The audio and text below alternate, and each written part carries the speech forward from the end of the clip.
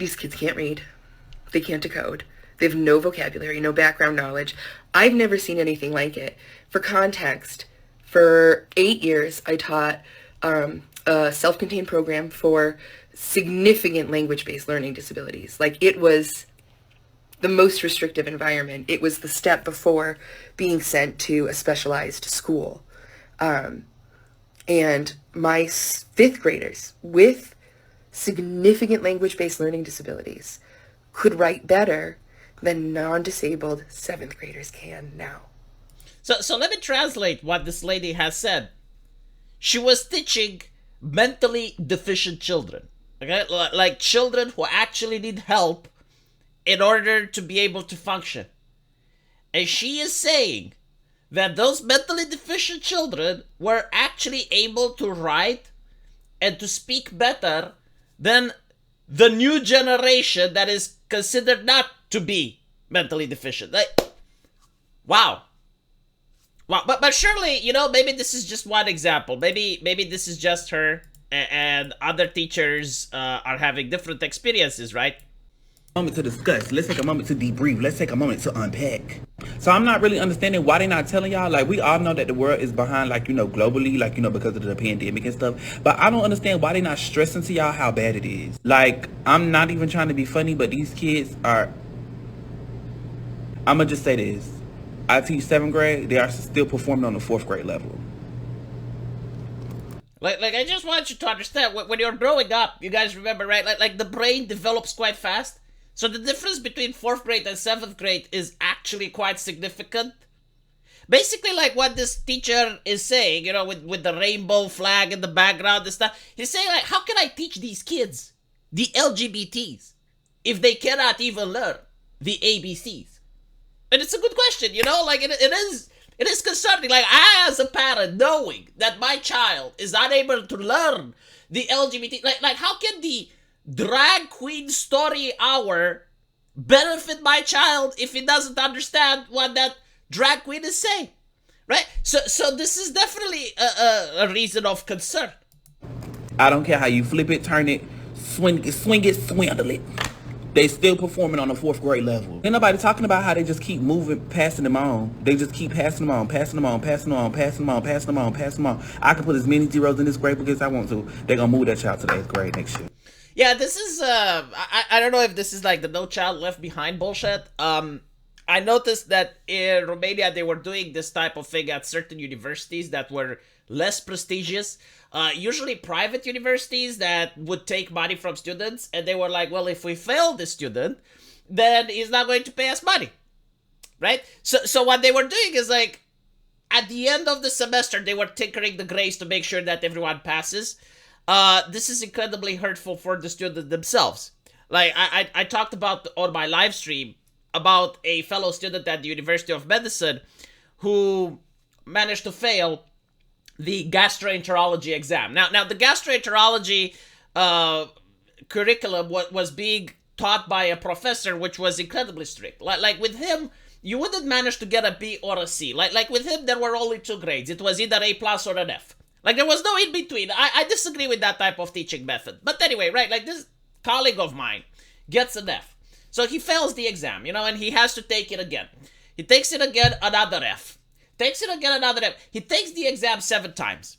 I mean, he was basically about to graduate the university, but he still had that exam to pass, because otherwise he wouldn't be able to graduate.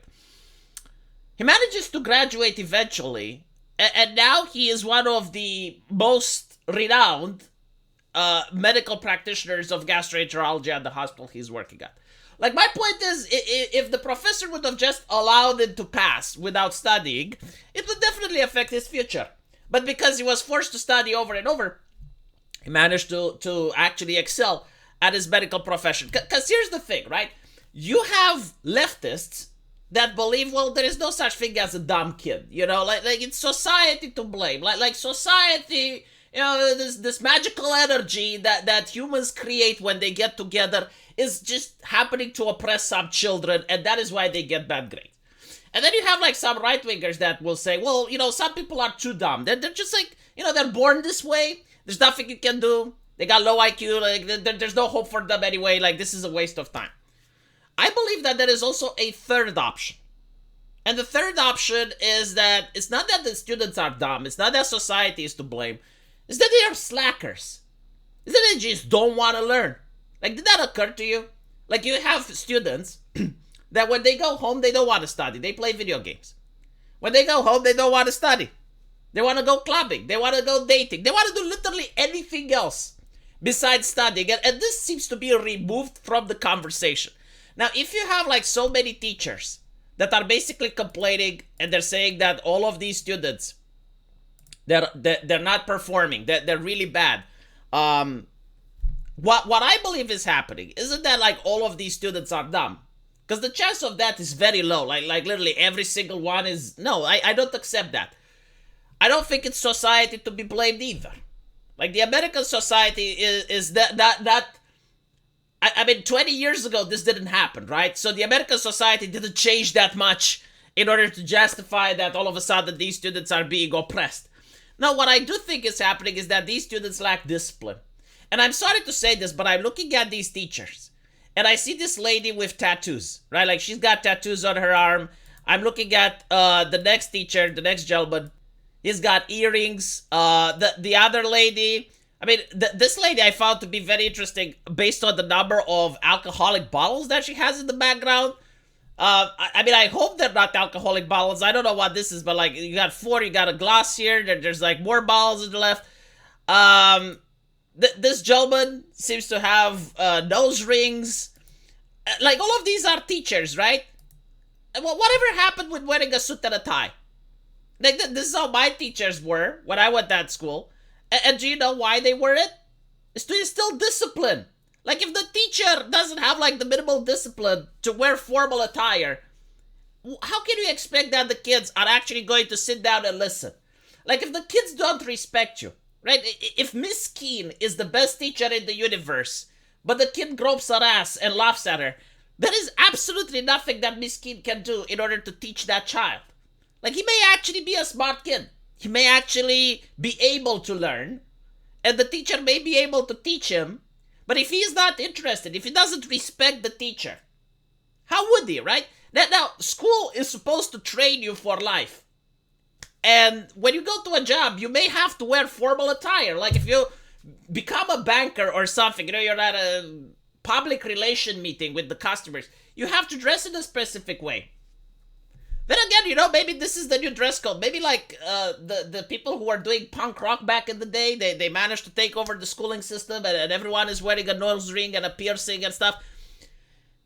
Obviously, this is not why students are out there performing. But like, from a casual observation, like, I'm seeing this video with more than 5 teachers in it. And not a single one of these teachers, except the lady that we're going to show last, not a single one of them has like a proper formal attire. Like they're dressed as if they're going to a place where they demand respect from others. Why would you be surprised when the students don't give you respect back, right? Again, this is just my personal observation. Maybe I'm wrong. So like, maybe I'm wrong, but what I do know is that America didn't have this problem up till now. And when you look at how people used to do things up till now, was like, teachers were supposed to dress in a formal attire that demanded respect. And maybe we shouldn't change that. Maybe, I genuinely don't know what would happen if you change that or not, but like, let's just do the way things were done up till now, because it was working up till now. Like, something happened now, which makes it so that things stopped working. We don't know exactly what, but maybe if we just revert to the way things were used to be done, maybe we would also fix the problem if we can't identify it. So anyway, like just so you know how bad it is, I'll let this video play out a little bit more. They are still performing on the 4th grade level. I don't care how you flip it, turn it, swing it, swindle it. But it has not been a full month yet. So let me tell you, you know what I'm talking about if you're teaching right now. I saw another teacher from another school across the street from our school walking to her car this afternoon, and she looked like she could barely walk to her car. And I was like, we're almost to Thanksgiving, like, you know, trying to be friendly. And she was like, just unloaded on me. She's like, I've been teaching for 34 years. I have never had it this hard. What is wrong with these kids? Not in a bad way, but like, I don't know how to reach them. I feel like one lesson that used to take a day is taking a week now. the attention span, blah, blah. And I teach at one of the more affluent schools. When I tell you that these babies cannot read, they cannot write, and they cannot comprehend, I'm not being funny. I'm being dead serious. It doesn't exist. I have kids constantly asking me, how do I spell window? How do I spell important? How do I spell though? And they be serious. They're dead serious. I could ask them, who is the main character of your story? The story of 4-paragraph story we just read.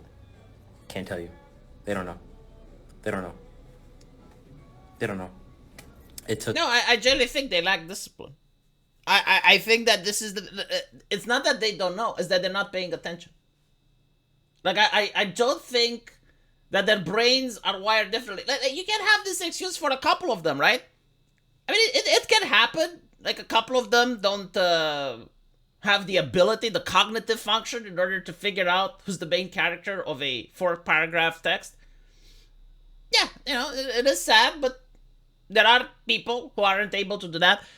But when it's an entire generation and so many children and so many teachers that are talking about this, I think it's the system. The way that they are being taught. And I think that they lack discipline.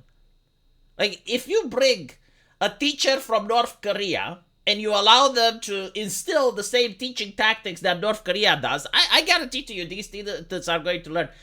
Maybe they need some communism. And not the fake bullshit that America and Hassan Piker is promoting. No, like the Soviet Union, right? Like, bring one of those teachers from the Soviet Union, those plump ladies that had like the stern resting bitch face on. You know, bring one of them, but allow her to also do what teachers in the Soviet Union did in order to instill discipline. I guarantee to you, all of a sudden, there would not be these problems. Let me know what you guys think, though. And as usual, I will see you in the comment section. Take care.